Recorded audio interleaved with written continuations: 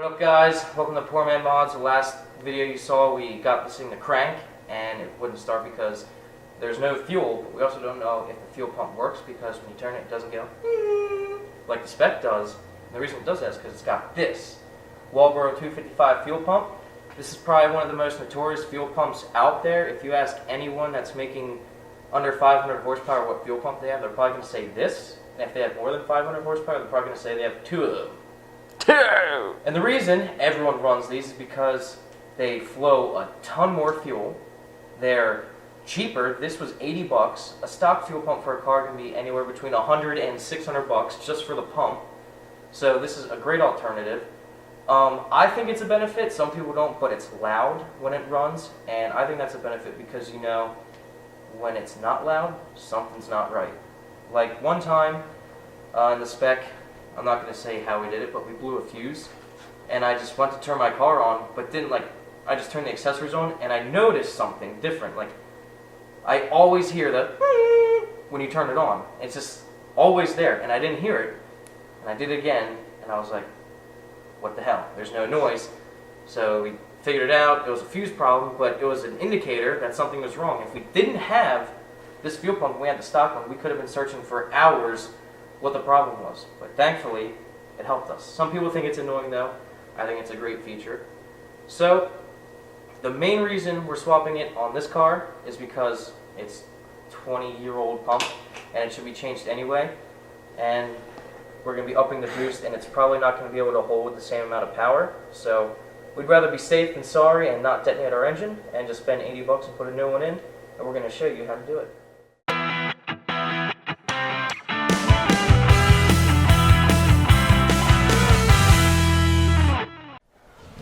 Alright, so the first thing that we're going to do is disconnect the fuel sender unit connector. I don't know why Toyota put the sender unit and the fuel pump separately. In the spec, it's the same thing, which makes it a lot easier. But the fuel pump is right about here. So we have to drop the tank or put a hole in the floor. I'll show you. I got it. Got it. It's done. It's like unsnapping a bra. It's a backwards connector. It goes up instead of down. I don't know. I've never undone it before. You don't know what a girl is. Oh, what's a female? Alright, so the next step we're going to do, we're going to disconnect the fuel hose thing. Filler neck? Filler neck, because if you don't, the tank won't drop. It won't? It just won't. What'll happen? It'll just dangle. Oh, like a dingleberry. Oh yeah. Dangling dingleberry. Like on a buffalo. A buffalo dingleberry. Have you ever seen one of them? A dingleberry and a buffalo? Yeah. No, I've never even seen a buffalo. They're huge. There you go. There you go. This is probably not right. Oh, it's so right.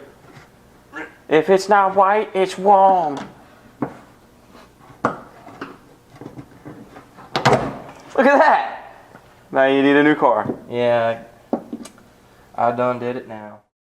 Alright, so we're under here. This is where the battlefield is. Where the really hard shit is. We have to get these fuel tank straps off. These 17mm nuts. They've been giving us lots of trouble. So we brought in the big guns. Show these Nazis. Yeah.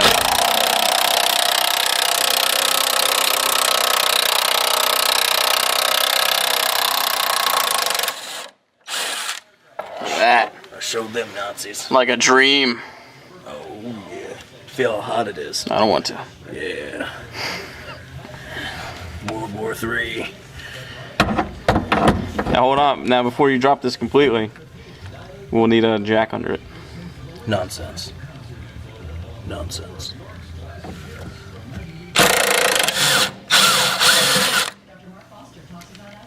Yeah, show them bitches.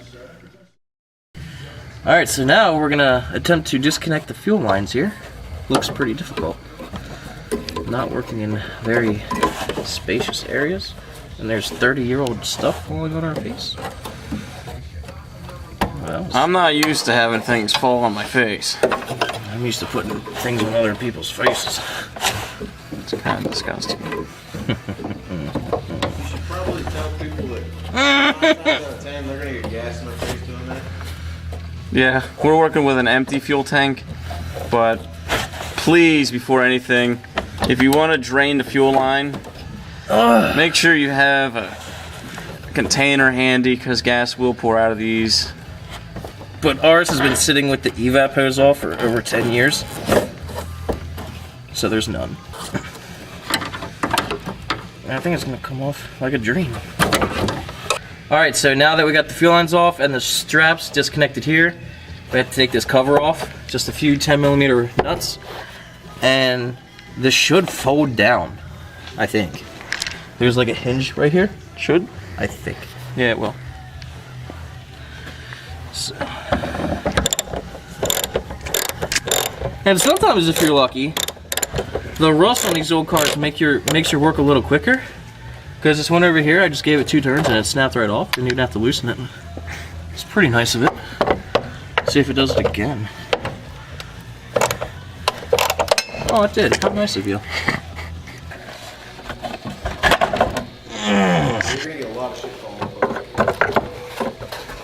Is there another bolt over here or something? I'm looking, but I don't see any. Oh! Close your mouth. It's raining dirt.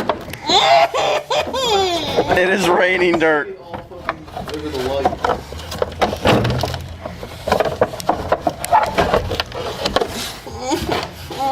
Stink bugs. It's probably not gonna come off. In the process of trying to take that fuel line off, it completely twisted.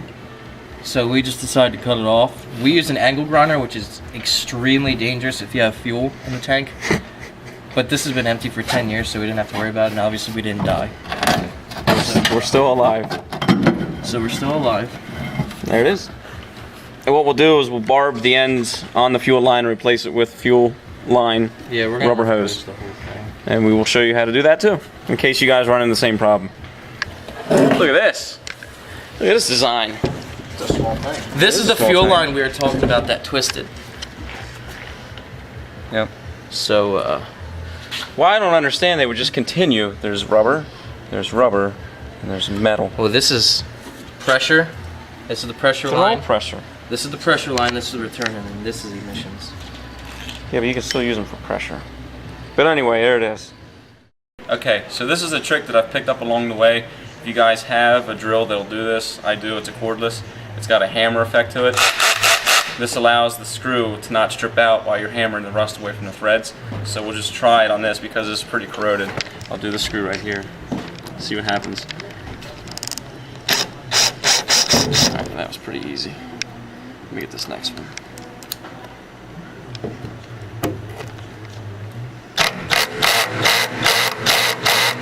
And then work it back.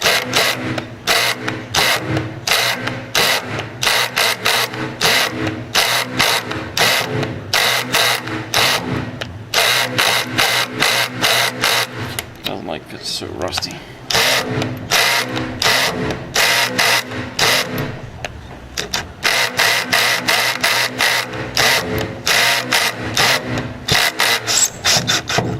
There we go. So the idea is not to have it at a really high setting. The smaller the number, the less of an impact it has. You can basically just hold it. See how it's barely even holding it. It goes all the way up to a 16, and a 15 is pretty tough. You really got to hold on for that one. But mine was at a 13 because I didn't want to strip out the screw head. But if we can salvage this, Mike doesn't have to get a new part. If we can't salvage this and the screw heads break off, Mike have to get a new part. And tank. Might have to get a new cell. Fuel cell. That'll get mounted under there. Yeah, I would just convert. So, but we're hoping that we can salvage this. This is the line that was bent. Basically, all we're going to do is just cut that off here, try and flare it, so that way we can put rubber line connected to the fuel pump or fuel filter, and hopefully that'll be it. Okay, so with Dan's technique, we got every single screw out but one, and we just grinded it off. I think it'll be fine. If we reuse this, I don't think missing one is going to hurt it. We can always retap You and can always get it out, retap it. yeah, we can always do that too. So Just bend that a little bit.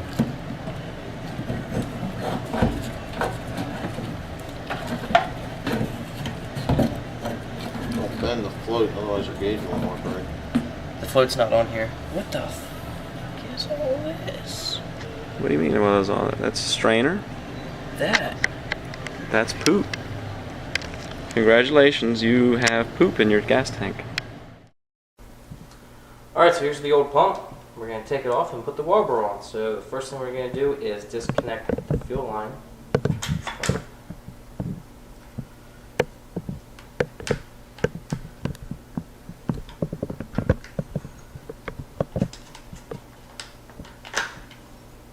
Disconnect the positive and negative lines. Of course, there are two different sizes.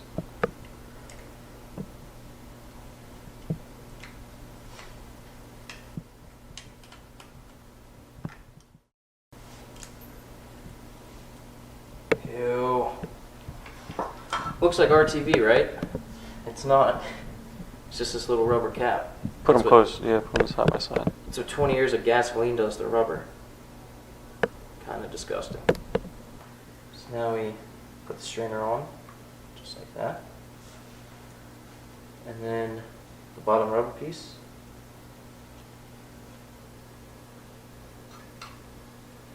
Oh, I think I'm gonna look to us up.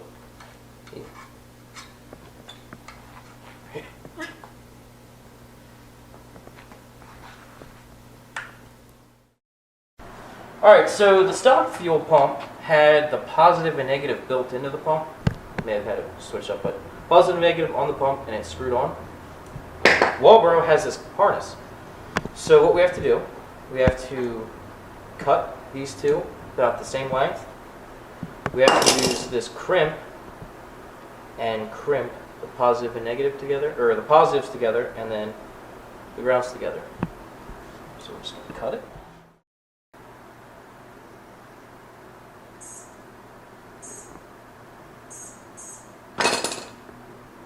What's that? There we go. It's all wired up. Just got to tighten these hose clamps, and I think this is ready to go back in the car. I'm going to cut the piece on the assembly, and then we will flare. This part went onto the fuel filter, and right about here is where the connection was that was completely seized and we cut off. So we just cut off both threaded parts, and we're using fuel injection line and fuel injection clamps to hold this on. I suggest if anybody has a similar situation where they're needing a flare metal line, invest in a pipe cutter. Well, a flaring kit should have a cutter. We have a really Yeah, but this is a good one. we have a really good flaring This is kit. a great one. These are what professionals use when they're coming in to do copper tubing in your home. Makes a nice, clean cut.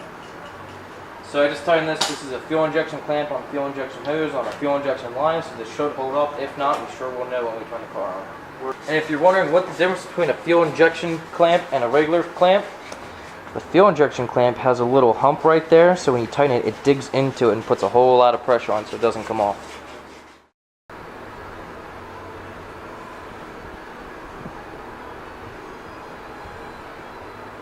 That's it. Stop right there. Maybe we did a little flare there, was so that when you put rubber line over it, it don't blow it off with all the pressure in the system. When you create a little wedge, just a little wedge, it keeps the clamp in place, which means it keeps the hose in place, which means nothing blows apart when you put pressure through it. Wait. Wait. So, when you're doing this kind of stuff and you take the full pump out of the full tank, you kind of want to mark which way it sits in there. But we already did that because a bolt head broke off. So we already got a stud there.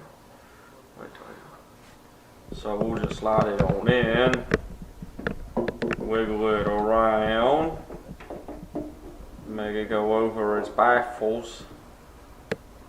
And then all of a sudden, plop into place. And I think it looked pretty good. Wouldn't you guys say so? I like it. I like it a lot. I like it a lot. Jesus. Sweet. Alright, without my arm, or at least try not to get my arm in the way, I'm going to attempt to put these fuel lines on. My arm's in the way. Totally in the way. Yep. Yep. 100% in the way. I'm sorry. Yep. In the way. There, see it's on? Take your arm away again. Now it's on further. Good. And now we we need to cut this to length. Good. Do it. What are you waiting for? Is it done yet? Really? So, here's the new line. If you guys can see it, we have a flare up here. We have a flare right there, and the clamp is behind the flare, which keeps the hose in place. And we'll tighten it down. We'll put some gas in it, and we might be able to see some fireworks tonight. I guess it is.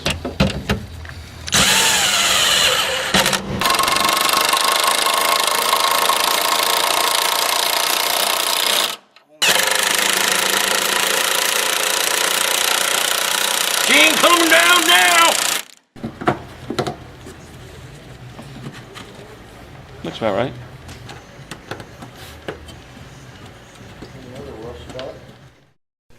So we do have the ECU plugged in, the fuel pump works, starter works, he's getting gas now, it has oil. The only thing that we might have issues with is the wiring harness that the 1J came with because it was an uncut harness.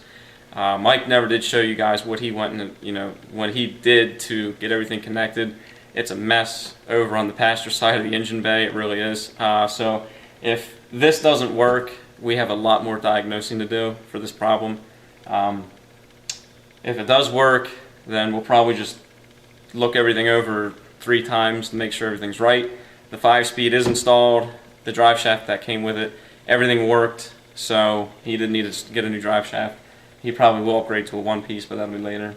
That's about it. He only needs a little minor things overall, but I think we might be able to see this run in a short period of time. I think the only thing we need that isn't there is an intake. Yeah. That's the only thing. Because it's open right, well, an exhaust too. Yeah, and an exhaust. Open downpipe. Open turbo. Trubo. Urban turbo. So we appreciate you guys checking us out, and like us on Facebook and like us on YouTube, and keep subscribing and seeing us and checking us out what we're doing, because we always come up with new videos and new interesting ways to do things. So we'll catch you guys next time. Take care.